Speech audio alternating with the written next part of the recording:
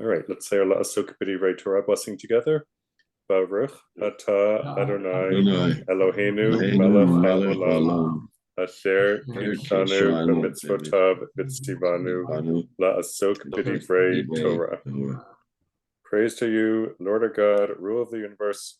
You made us holy with your commandments and commanded us to busy ourselves with the words of Torah. So, Rabbi Matanky is the senior rabbi at KINS, which is a congregation in West Rogers Park. And he is also the dean of students at Ida Crown Academy in, I believe, also West Rogers Park, although you can correct me on that. And with that, I will turn it over to you, Rabbi. Thank you very much, and thank you all for joining me this evening. And it's good to see some familiar faces as well. I was asked this evening to address the question of what is Orthodox Judaism, how we may differ from other streams within the Jewish world, and then to open it up for questions. I know we have about 50 minutes, so there will be plenty of time. And if people want to ask questions, they can either place it in the chat and I'll address it, or raise your hand or just shout it out, whatever is normal protocol for this gathering. I thank again the leadership of the synagogue for making this possible, and I applaud all of you for continuing to learn Torah and to learn on a regular basis, as I understand you continue to do. So let's start from the beginning. The beginning is, if you were to go back in a time machine 300-400 years and you talk to someone about Orthodox Judaism, they wouldn't know what you were talking about. There was Judaism, and that was it. And what began to develop out of, or what we now call Orthodox Judaism, were various streams, whether it was the Reform movement in Germany or the conservative movement in the United States, or the Reconstructionist movement in the United States, etc. The Orthodox Judaism was really the core and the basis of everyone. And then along Jewish history, people began to feel that changes needed to be made. The difference, I believe, is within the Orthodox movement, you'll still find that we have the commitment to the same values, the same traditions as were hundreds of years ago. And I would like to classify it into three different ways. First of all, when it comes to a mitzvah, unfortunately, very often, we tend to translate the word mitzvah into a good deed. Mitzvah doesn't mean good deed. Mitzvah means a command. And so when we view ourselves within the Orthodox movement and we view ourselves in relationship to daily lives and the daily lives of Jews, it's a question of obligation. In fact, we don't view ourselves as a chosen people for benefit, but a chosen people for obligation itself. And so whereas very often you'll find within the Reform movement, the word choice is very common. In the Orthodox movement, obligation is more. Of course, everyone always has choice, but there is an obligation of what needs to be done. The second piece that I think typifies Orthodox Judaism is the concept of the Sinaitic revelation, of the revelation at Sinai, that God appeared and revealed both the written and the oral Torah to Moses on Sinai, who then passed it along. As we read at the beginning of the Ethics of Our Father, the Pirkei Avot, that there is a chain of transmission going back to Sinai itself. And it includes both the written word in the 5 books of Moses, but it also includes the oral explanation. The classic example, as we all know, the Shema. And in the Shema, you find the words that you should place it as a sign on your head and as a sign on your arm, totafot beinecha, ot ayadecha letotafot beinecha. But what does that mean, those signs? Well, we know they refer to tefillin, to phylacteries, but where did it come being black and square and containing these portions of scrolls with Torah texts on it? Where does it all come from? That is the oral tradition that accompanied the written tradition. In fact, it's pretty safe to say that there is no such thing as a written law without an oral law, whether we're dealing in American civil law or we're dealing in any religious law. But we believe that both came together. Then the third piece, starting with obligation, the second being the concept of Torah coming from God, both the written and the oral, and the third is that wonderful word of tradition, which in Hebrew actually is Masorah. So if you were to go to a performance of Fiddler on the Roof in Hebrew, instead of them singing tradition, they'd be singing the word Masorah. Masorah is, again, something that is passed down. Limsor is to pass down from one to the next. And the concept of Masorah means that there is a continuing tradition. The closer we were to Sinai, the more accurate the tradition, and the further from Sinai, the less accurate. And the reason why that's important in the Orthodox world is that while I am an ordained rabbi, I would never challenge the rabbinic leadership of 200 years ago, 300 years ago, the rabbinic leadership of the Talmudic era, because we believe that they were closer to the light of Sinai itself and had a better understanding. And so where you'll find in some streams of Judaism that they will consider, or they'll use terminologies like a vote but not a veto, we believe there are vetoes. We believe that what was has power, and that we can't simply overturn it because saying we are in modern times and things are different. So we always look for the precedent of what was. Classic example, for example, is the use of electricity. Now, obviously, the use of electricity in the time of the Talmud was something that they were unaware of. Nevertheless, the concept of electricity is really the concept of fire. And there is within electricity analogies that can be made to Talmudic law. And from that, we're able to determine how and why and when electricity could or could not be used for various things, whether it's on Shabbat, where the active use of electricity, turning on lights, etc., would not be allowed within an Orthodox code of law, or is it allowed, for example, electricity to serve as a Hanukkah menorah, which some would allow, because maybe the Hanukkah menorah is about fire. Well, if electricity is defined as fire, if there's a filament, well, isn't that a fire as well? And so the idea of Masorah is a very powerful one, but it does come with the sense of humility that rabbis of modern times, and modern times obviously is whenever you live is the modern time. So 300 years ago, they were the modern times, but the rabbis of the modern times have to defer to the rabbis of more ancient times. Now, within Orthodox Judaism today, you still have great variation. I think the one most important thing people need to understand is, unlike conservative Judaism or Reform Judaism, where there are central bodies that govern the religion, that stream, there's no such thing in Orthodoxy. So if you want to talk about organized religion, that's not Orthodoxy. Orthodoxy is probably as disorganized as you'll ever find. And so you'll have disagreement, and you'll have debate, and you'll have different practice, but all sharing the core values of the Torah being from Sinai, the concept of obligation, and the concept of Masorah. And so, for example, if I were to, and earlier today, I was at a meeting together with a rabbi from what would be normally called the Haredi community, the right-wing Orthodox community, and a rabbi from the Hasidic community. All three of us use the same code of Jewish law, the Shulchan Aruch, and all three of us have the same sense of loyalty to that Shulchan Aruch. There are some differences that we may have in terms of outlook, or in Hebrew, the word hashkafa or hashkafa, to look out. Glasses are called mishkafayim. It's the way you look. Okay, hashkafa is your outlook in life. While we may disagree on certain aspects of outlook, how we interface with the modern world, how we interface with general culture, nevertheless, the responsibility is the same to the Shulchan Aruch, to the Code of Jewish Law. And so within Orthodoxy today, you'll have 3 or 4 major streams. You'll have a stream that I'm associated with, which is typically called either Centrist Orthodoxy or Modern Orthodoxy. Many within this stream really didn't like the term Modern Orthodoxy, primarily because it proposed that there is such a thing as an outdated Orthodoxy, but Modern Orthodoxy, and we embrace modernity. We look for what can be gained from higher culture.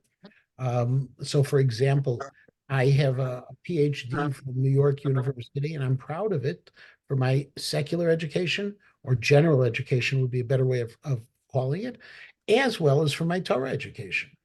There are other segments of the Orthodox community that will only use general education where it's necessary to be able to earn a living.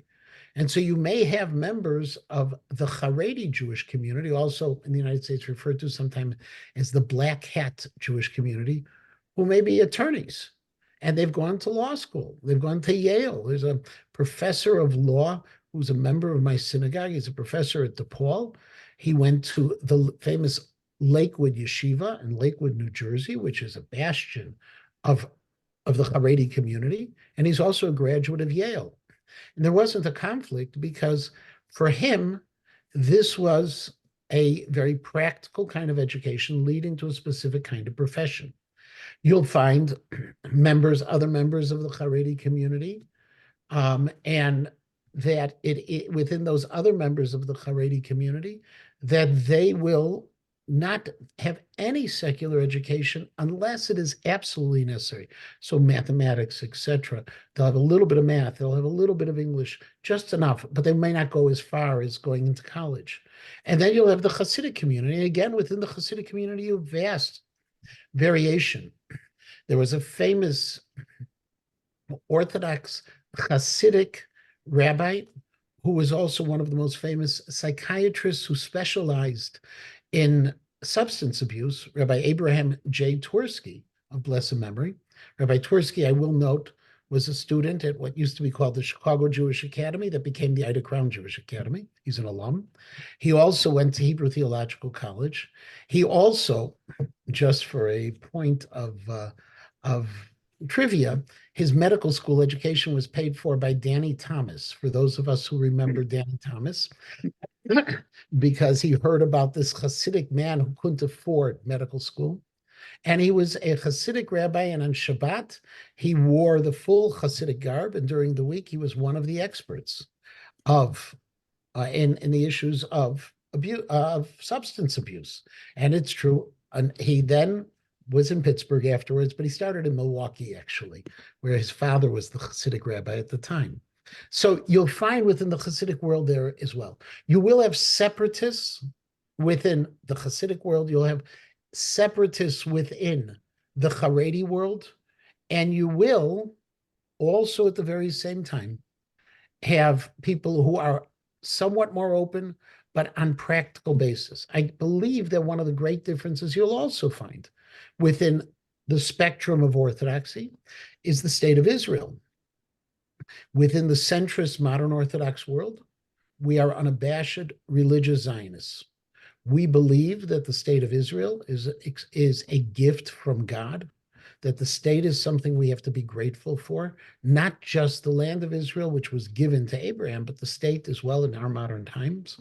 Many of us believe that it's the beginning of the expression of the ultimate redemption.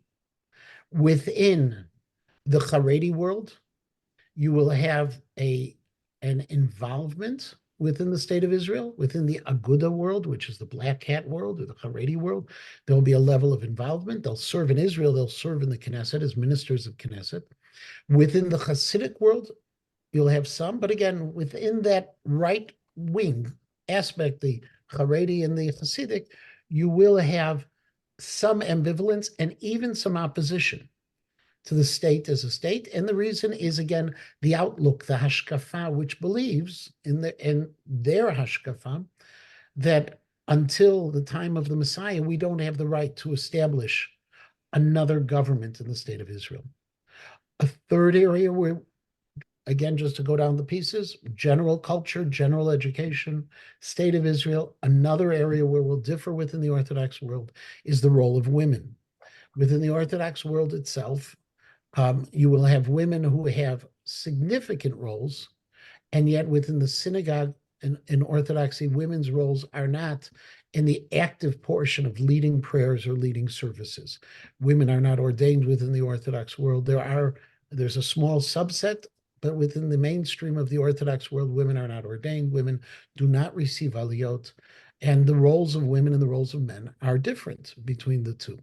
And so that you'll find across the spectrum. But again, the level of education and even Jewish education that women receive in the centrist world will be more intense and in depth than they'll often find in one of the Haredi worlds. So it might be, for example, the study of Talmud is very common for women within the centrist modern Orthodox world, much rarer within the Haredi world or the Hasidic world, even though Lubavitch Hasidim, the Chabad Hasidim, women will study Talmud because as the primary homemakers and the ones responsible primarily for their children's education, they also have to make sure their sons are capable of studying Talmud. So that you'll find there as well. And that, I think, is really the differences. First, the three differences I mentioned between Orthodoxy and the other streams, and the differences within Orthodoxy itself. Now, you will always find differences even smaller and smaller. So, for example, behind me is a background of my synagogue, KINS. At KINS, there is, if you'll see in the middle, there's a mechitza, there's a separation between men and women for prayer services. Actually, if you went back a couple of hundred years ago, you would find that in the not even a couple of hundred years ago, less than a couple of hundred years ago. If you went back 150 years ago, the famed temple in Krakow, which was the liberal Reform synagogue, also had a mechitza between men and women. And in fact, on a very different plane, there were many churches that had separations between men and women. But if you see, there's a mechitza. In my synagogue, for example, the mechitza, men and women are sitting side by side along the length of the synagogue. There'll be other synagogues where women may be sitting in the back of the synagogue, other synagogues where women may be sitting in the balcony. A lot of this has to do with architecture, some of it with logistics, but none of it is that one is better than the other. So members of the Haredi community, of the right-wing Orthodox, of the Hasidic community would also pray in my synagogue as much as I would pray in their synagogue. Those are the kinds of those are things that sometimes are a little bit more of just logistics or just architectural, and people sometimes assign additional things to them. What will be different in Orthodox synagogues, and this is true of all Orthodox synagogues, is that the bima, the Torah, where Torah reading takes place, is in the middle of the synagogue. The place where the leader leads the service, where the chazan is, sometimes will be from the bima if it's a question of acoustics, but very often and traditionally it's from the front of the synagogue at a lower place because of Psalm 130, where we start out from the depths I call out to you, O Lord, and therefore symbolically, most Orthodox synagogues, the place where the person led services was from a lower space. In my synagogue, there was a gradual decline. Most people don't feel it, but it's a little bit lower. It's not mandatory, but it's very traditional. If you were to go, again, just taking you back to Krakow for a minute, to the famed synagogue, the Ramah synagogue in Krakow, right in front of where the chazan would stand, there was actually a depression that it was about 3-4 inches into the floor because he stood in the depths, a little bit lower than everywhere else. I'm happy to take any questions. I've been doing a lot of talking, but if there are any questions, please feel free to ask. And again, I will note that there are some Pittsburghers here, I understand.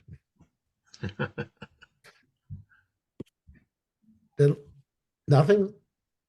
Right. Then I wanted to ask a question. Please. The first thing I was struck with, you talked about obligation. So I understand what it means, but how do people know what their obligation is? How do they learn that? Well, so you'll find that, always within Jewish culture, Jewish world, we've always been the people of the book. And we've always treasured Jewish education. One of the things that has emerged since the 1950s are the day school movements. And so whereas in my synagogue, we used to have, and I'm going back into still existed when I started as a rabbi at KINS, which was in the 1990s. We still had a Hebrew school that met 3 days a week. But today, there's not a single family in my synagogue whose children have not attended day school.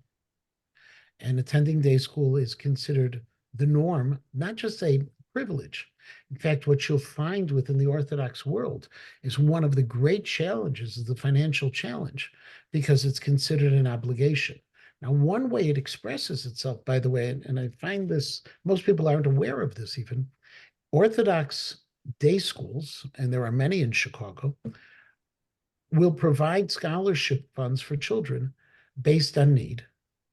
And they will not limit the scholarship dollars. So putting on my Ida Crown hat for a moment, when we do our budgeting, we guess, and it's a pretty good guess, we've learned how to do it, how much money we will need to allocate for scholarships. But if we run out of that allocation, we never will turn a person away and say there's no more money to go, because it's core to Jewish life. Whereas you'll find often in non-Orthodox day schools, and I would never say all, but many, it's the case where they will budget what is fiscally responsible. And at some point, if there aren't scholarship dollars, they can't provide any more. And so Jewish education is the core. In our synagogues, the services are led exclusively in Hebrew today. Sometimes I wish that there was some more English, because it'd be more inviting if someone wasn't familiar. But it is in Hebrew. I saw one of the questions came up, which Siddur do we use? And one of the Siddurim that we do use, there's a number of them. I actually was very fortunate to co-edit a Siddur from the Rabbinical Council of America that came out about 4 or 5 years ago. The Art Scroll Siddur is a very popular Siddur, and also the Sachs, the Rabbi Jonathan Sachs Siddur is very familiar. And that's what we use. We use it as the full service, isn't it? Translations differ, and the translations differ both in terms of the style and how literal the translations may be. In my synagogue, we have two Siddur. We actually use 3 different Siddurim. One that is Hebrew only without the English. Some people prefer to use that. 2 with Hebrew and English, one being the Art Scroll, and the other being the RCA. The RCA is Rabbinical Council of America, which is the largest body of Orthodox rabbis, primarily within the centrist modern Orthodox community in North America, actually in the world. In terms of what about modern, I'm not sure, Mr. Applebaum, you wrote, what about modern Orthodox synagogues? You asked a question. I don't know if you can clarify that. Yes, just how is modern Orthodox different than regular Orthodox? So, as I'm sure you know, everybody in this world feels that they're center of the road. Okay, I can be a right winger and I think I'm in the middle, the other guy's on the left, the other guy's on the right. So regular good old-fashioned Orthodox is everybody. If you were to enter into my synagogue on Shabbat, the only differences you would encounter between my synagogue and a synagogue that is 20 yards away from me, that is from the Haredi community, is the fact that we say the prayer for the state of Israel and the prayer for the government of the United States, and they won't. Other than that, the prayer service is almost identical. The prayers themselves are identical, but there may be some different tunes, but that's, as Cantor Schwartz would say, there are tunes nowadays that have crept into our services which really aren't Jewish to begin with, but there may be some different tunes, but they would be the same. The prayers would be the same. It'd be a little difficult to find the difference. You will find, however, within the modern Orthodox world, very often the synagogues are larger than you'll find sometimes in the right-wing Orthodox, even though some of the largest synagogue in the world is in Jerusalem. It seats over 10,000 people, and it is a Hasidic synagogue. So I wouldn't say, but in Chicago, for example, most of the modern Orthodox synagogues are larger than most of the right-wing or Hasidic synagogues. I'm going to follow up Morris's question, and it may or may not be what he's asking, but I'll ask it anyway. What about the more liberal modern Orthodox or synagogues, whether that be like Skokie Valley or Anshe Shalom? How would those be similar or different from yours? Well, there arose about about 20 years ago, a movement called Open Orthodoxy. It was started by Rabbi Avi Weiss, who was a very talented and a very important rabbi in Riverdale, New York, which is part of the Bronx. There, in terms of, he did believe in the ordination of women, and he began to ordain women for the pulpit. That was not accepted by anyone except for his own group. And so you would find within, for example, within the Open Orthodox synagogue, sometimes you'll find a woman rabbi, you'll find a woman who has the title of Maharat, or a woman who has the title of Rabbah. Other different pieces, sometimes in some of the Open Orthodox synagogues, they will have other roles that women will take actively during services. So, for example, it may be that a woman may be delivering a sermon, maybe a woman may be reciting one of the prayers. And then you move, there's further left, which already, for most of the Orthodox world, the overwhelming majority has stepped beyond, which is what's referred to as partnership minyanim, where there is, it's completely equal, where men and women, almost completely equal, where men and women will both read from the Torah, men and women will lead most of the portions of services, etc. There still is a separation of machitza. I hope that answers the question. Yeah, thank you. I'm just going on the list on the chats, and Ms. Rest, I apologize. Let me just take care of a couple more. Cindy Barnard asked, one of the difficult challenges is the agunot problem. Do you think there will be an effective solution that is embraced by traditional Orthodox communities? I do believe there is a solution to it. Within the modern and centrist Orthodox communities, rabbis insist at the time of marriage on what's called a prenup, a halachic prenup, which has precluded the aguna problem. For those who may be unfamiliar, according to halacha, according to Orthodox Jewish law, the get has to be given from a man to a woman. If a man refuses to give a get, the woman is considered chained. But by the way, it also has to be willingly accepted by the woman. So I've had a couple of cases in my career where the man wanted to give a get and his hopeful ex-wife, or he was hopeful she'd be an ex-wife, refused to accept it. And he was actually an igun, which is less known. In terms of the prenup places a penalty, which is really just the obligation to continue to support his wife until such time as there's a get, which becomes this massive disincentive. And it has pretty much addressed it. Now, there are cases where there continue to be aguna problems, and there are Orthodox organizations that have taken very active roles. One of them, very well known, is called ORA, O-R-A, and some of the leading Orthodox rabbis have even protested outside men's homes or businesses to shame them to be able to give the get. So there's no absolute solution, but there are approaches. And within the, for instance, I'm a past president of the Rabbinical Council of America. In the Rabbinical Council of America, we have an expectation that our members will all participate and use the prenup whenever there's going to be a wedding. There was a question, is the education of a girl in day school the same as that of a boy? If not, what differences is what and why? It depends on the day school. In modern Orthodox day schools, at Ida Crown, girls can study Talmud and boys can study Talmud. We do have separate gender Judaic studies. There are other modern Orthodox schools that have co-ed Judaic studies, which case obviously it's completely the same. There are, however, in schools where they don't, within the Haredi community, where they don't allow women to study Talmud, there are separate curricula.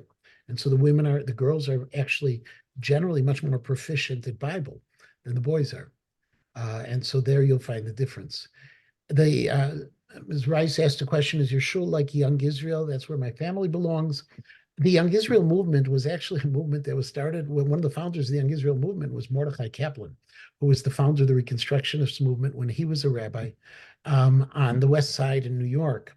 This goes back into the 1920s. The Young Israel movement was a movement that tried to make the transition for the young American Jews, whereas before that, the synagogues were really very, very formal, and they were synagogues that were typically sermons were delivered in a foreign language, whether it was Yiddish or it was German. And the Young Israel tried to modernize that in terms of appealing to the young American Jewish population. So my synagogue is not a Young Israel, but a lot of Young Israels and my synagogue would be easily confused. Ms. Rest, I know your hand's been up. Do you want to ask your question, or did you type it? No. At KINS, what is the attitude about women saying Kaddish? Women can say Kaddish at KINS. There is a debate. It goes back about 70 years about women saying Kaddish or not, whether there's an obligation, whether there's a permission at KINS. And this is true in many Orthodox shuls. You'll have women being able to say Kaddish.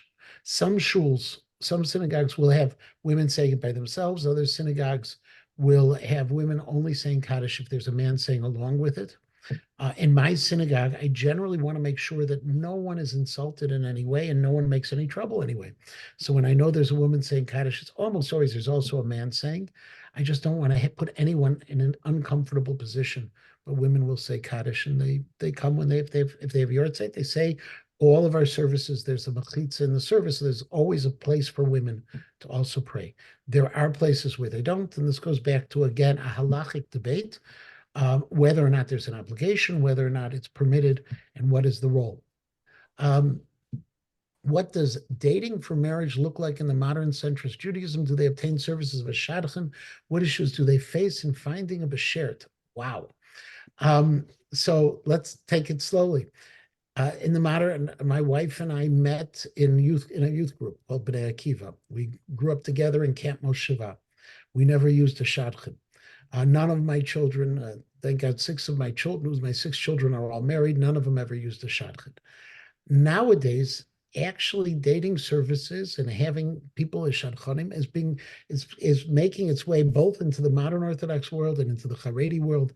There's a challenge of finding somebody, and it is challenging, and sometimes it really works well, and sometimes it's just more challenging. Fortunately, it's not like what was her name? Yenta the matchmaker in the Fiddler on the Roof.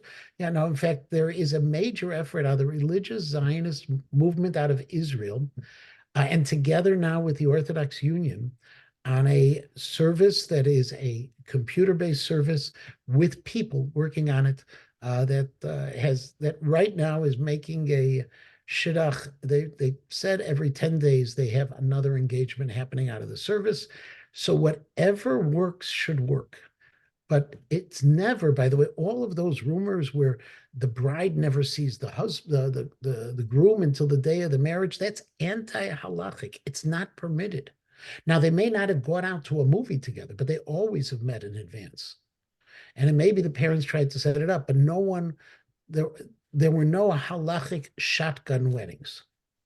And so some of the rumors that people got from Hollywood, from other places are not the truth.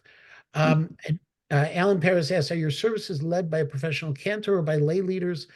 Today, in almost all Orthodox synagogues, they're lay leaders, from the Torah reading to the leading of the services. There are some synagogues that still have cantors, but it's unfortunately an art that isn't as appreciated as when I was growing up. I used to bring in the Tel Aviv Cantorial Institute with a choir of 30 voices for a Shabbat once a year. Cantor Schwartz may know of the name Naftali Hershtik. He would come in every year and he would lead services one Shabbat, and I found it to be soaring. And the shul would fill up. But what was fascinating is not necessarily with members. Some of the members were going elsewhere. In fact, the youth minyan that week had more adults in it than youth, because some people don't appreciate it. So nowadays, by and large, lay leaders. The cantor says, I have a huge collection of Siddurim, but I'm not sure that I have the new RCA Siddur. What is its title? And what would be a way that I could obtain my own copy? You can get it. Koren actually is the publisher. It is called Avodat Halev, the service of the heart. Cindy Barnard asks, are most Orthodox leaders in support of the Halachic Organ Donor Society program in favor of organ donation after brain death or after cardiopulmonary death? Boy, these are good questions.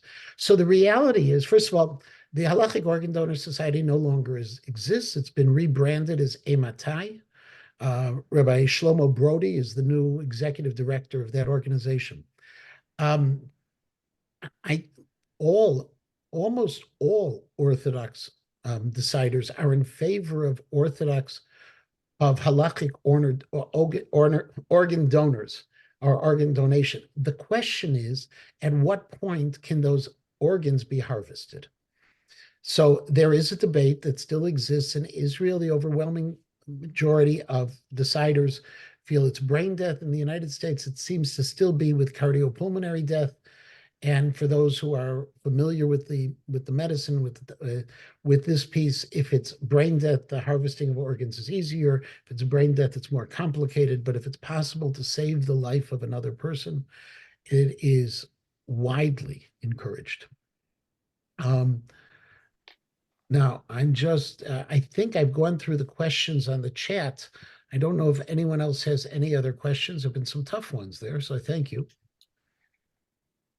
Give it a moment before I keep on going, I guess. I have another 15 minutes. Okay, so let me just tell you some things people make mistakes about Orthodox Jews. Number one is they sometimes make a mistake about Orthodox Jews in terms of their interaction with the rest of the Jewish world. Now, no matter where you go, there are people who like to embrace other communities, and there are people who are afraid of other communities. Within the Orthodox Jewish world, you have some of the most open communities you would ever find. For example, even though Chabad likes to say they're just plain Jewish, they're Orthodox. And you will not find a more welcoming community than Chabad does. In fact, many years ago, I think I'm going back into the 70s, the conservative movement actually did a study of Chabad to try to understand what the secret of its success was. And the findings at the time was very simple. It was the performance of a mitzvah without the requirement of commitment. Chabad doesn't have membership fees. Do one mitzvah. Do something. Now, some people are put off by Chabad. Other people are engaged by Chabad. And that's one example. Within the modern Orthodox world, I have been very fortunate to be involved with many of the rabbis around our community, Orthodox and non-Orthodox. We will disagree on elements of theology, on elements of mitzvah, but we will agree on the importance of the Jewish community. And in fact, that's one of the famous decisions of one of the great modern Orthodox rabbis, Rabbi Joseph B. Soloveitchik, in his famous essay known as Confrontation, where it was talking about what are the ground rules?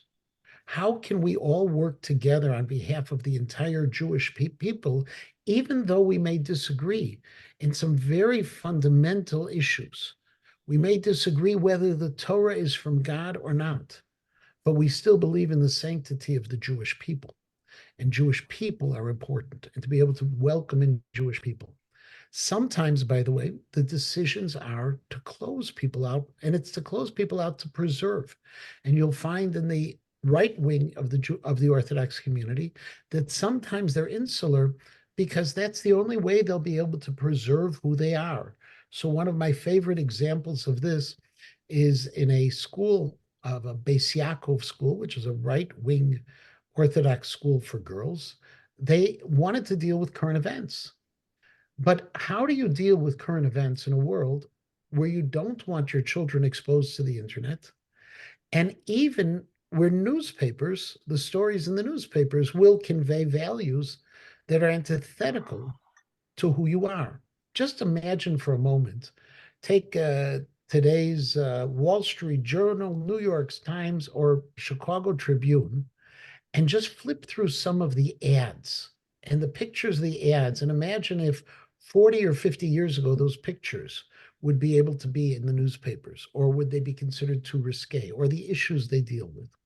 And so what that school chose to do was to have teachers cut out articles that they wanted their children to read from, and they Xeroxed them so there was nothing surprising on the backside. They were able to find the way to create the protective bubble, because the reality is all of us want our children to be in a bubble. Some of those bubbles are a little more permeable than others, but all of us want them to be safe and secure, so we're able to raise them in ways that they can continue with the values that we hold dear, whatever those values may be. And so within the Orthodox community, sometimes the decisions that people make, where it's misunderstood as we look down on you, but rather it's more of a question of we want to preserve who we are, and we have to create those safety factors. Part of that, by the way, is in the Hasidic garb. If you think about it, a shtreimel and a kapota or a Prince Albert, knickers with white socks, whatever Hasidic garb is, they didn't invent those clothing. That clothing was Polish nobility. And after the Polish nobility, there are some Hasidim who wear, and right-wing in the Haredi world will wear a long black coat that's a Prince Albert. It's called a Prince Albert because Prince Albert wore it. It was his style. Now, they may make a small change that it may button the opposite direction to somehow make it different. And yet, that was where they wanted to freeze the time frame, and they kept that mode of dress as opposed to going to a more modern mode of dress. All of us wear uniforms. I don't think anyone else on this call besides me is with a tie at the moment. Okay. And I don't know what it's like in shul on Shabbat at your synagogue. But I've begun to see people coming to synagogue without ties and jackets on, which would have been unheard of once upon a time. And we've brought these things into our communities. Sometimes I would like to go back to the jackets and ties, so I shouldn't be the only one with a suit on. I think there's something beautiful of the formality. A few months ago, when the City Council of Chicago passed the first resolution condemning Hamas before the travesty of what they did afterwards, I was at City Council with some students of mine, and I was shocked to see aldermen in jeans and gym shoes. It was like, my God, what happened to the formality? So sometimes you want to maintain what it is and you create that bubble. I believe that every Jew is sacred and every Jewish person has a neshama, has that soul, and we have to welcome them and cherish them, which, by the way, is the reason why I was so excited to participate in this as well, because sometimes we don't have the chance to interact in the same way. I just had a couple of questions. Do I know Shai Katz from Young Israel of Oak Park? His in-laws are the Sugarman family in Chicago. Which Sugarman family? I know a Sugarman family. I don't know Rabbi Shai Katz. If we were to come to your shul on Shabbat morning, as long as we can follow the Hebrew, would we be welcome? Why not? I would, if people, by the way, if people come to the synagogue, sometimes we have people, I know they're coming to the synagogue and they're not familiar with a full Hebrew service. And so what I'll do is I'll get some people in the synagogue. I'll say, keep an eye out for them. They're coming. And when they do, sit with them and make sure they can follow along, because you should feel welcome, but you shouldn't feel looked down upon, God forbid. Okay. It is different. There is a mechitza. It is different. But if at any point people would want to spend the Shabbat at KINS, you're welcome to join us. Give me the heads up, because that way we can make a bigger commotion about it. Where would you classify Anshe Sholem in the spectrum? Orthodoxy was the question. Anshe Sholem is within the universe of the Open Orthodoxy. So it's to the left of Orthodoxy, but it's still an Orthodox synagogue. It's still a place I would be able to go and pray on a Shabbat there. But there are some practices which, and again, I don't know right now with Rabbi Finkelstein, who's new, if he's put in any innovations that I'm unaware of. I haven't been there in a while, but it's one of the Orthodox synagogues in Chicago. Question. Yes. I noticed that in my experience, many centrist Orthodox homes have books of Sfarim, have books of Jewish text and books of halacha. In the centrist Orthodox world, when would somebody consult one of their books of halacha versus talk to the rabbi about a question? So that's a great question. It's basically, there are certain areas in Jewish law which are black and white, and it's easy. Those areas, a person who's well educated will generally rely on his education. Remember, we don't believe rabbis are holier. Rabbinic ordination is basically a Jewish law degree. we develop an expertise in an area of law. So generally, they'll call me when it's something a little bit more complicated. And I get those calls on a pretty regular basis. And nowadays, I get a lot more texts and WhatsApps, on whether it's questions of kashrut or questions of family or questions of civil, of what normally is identified as civil law.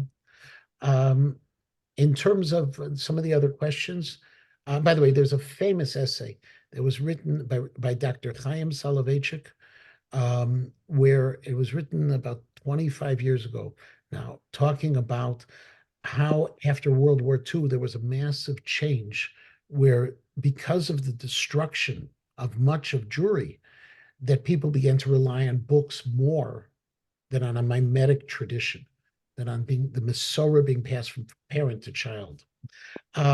Where would you, how long is your Shabbat service? Shabbat service for us starts at 9 o'clock and it's over by about 11:15. When I first started in the rabbinate, it would be over at 11:45 to 12 o'clock.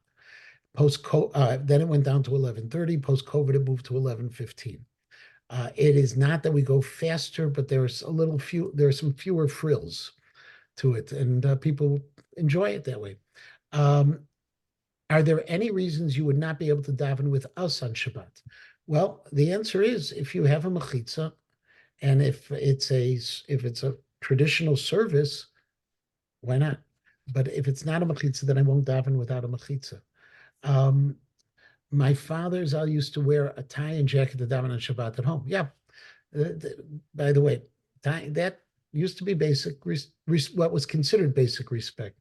And the big question, what's the best food at Kiddush? Subset, how is the tuna fish? My father's all wore a tie and jacket. So the reality is we make a cholent that will beat any cholent you've ever made. There's a secret ingredient, and I'm not going to tell you what it is.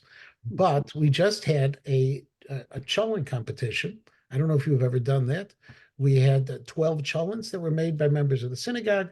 The funny story was one year we didn't have enough cholents entered, so they put in the synagogue cholent into the mix, and the synagogue cholent won because the kids all were raised on the synagogue cholent. And so that was for them the definition of cholent. But that's the best food at any Kiddush is the cholent. But second, by the way, second best is what in the north side, I don't know if it made it down by you, is what are called drumettes. Do you know what those are? Those are wings that are breaded, deep fried. There used to be a carryout place. It's called Kosher Kerry, Devon and Mozart, if any of you remember. And there they had drumettes, and then some other of the caterers take it over. We have at our show, we call it the Iron Blech. Okay, that's your cholent cook-off. I think my time is almost up. David, are there any other questions I should take care of in the last minute or so? One thing I want to ask you, I was at a workshop 2 weeks ago and I met a woman. We were the only two Jewish women there. Was a bunch of therapists, and she said her husband had been the rabbi before you, I believe. He's been dead like 25 years. Her husband was the rabbi. Their best friends were Neil Brief, and I don't remember. She didn't give me her name, but she said. So my predecessor was Rabbi Paul Greenman. He wasn't a therapist. He lived. No, the wife is a therapist, but her husband was the rabbi. She said at KINS. So my predecessor was Rabbi Paul Greenman. His wife, I don't believe. I think it would have been the rabbi before him. Was Rabbi Moses Meshuloff. He and the Rebbitzin have been gone for about 20 years. So he may have been one of the teachers in the synagogue also. It could be that as well. So, or it could be, by the way, that one of my assistant rabbis is a therapist. My former assistant rabbi is a therapist, maybe there. I thank you for your attention. And if there's ever an opportunity, and as I told David and Michael way back when, if you ever want to do this in person, I'm happy to come down to your neighborhood. I much prefer in person than Zoom, even though Zoom does have some advantages, like you don't have to get dressed up. So thank you so very much for your time, and everyone should have a healthy Pesach. Thank you, Rabbi. Go very well. Thank you very much, Rabbi Matanky. Next week we'll be talking about machine-made matzah. Rabbi, you're welcome to join us again. And whether or not matzah should be square or not, you can decide. I'll present the facts. You make up your own mind. There was a fascinating paper written at Torah University about the origins of the square matzah. So you can have a good Excellent. time with them. Okay, thank you all. And Laila Tov, we'll see you Thank next you. week. Thank Thank you. you. Good week, You everyone. all. You. Thanks, everyone. Thank you.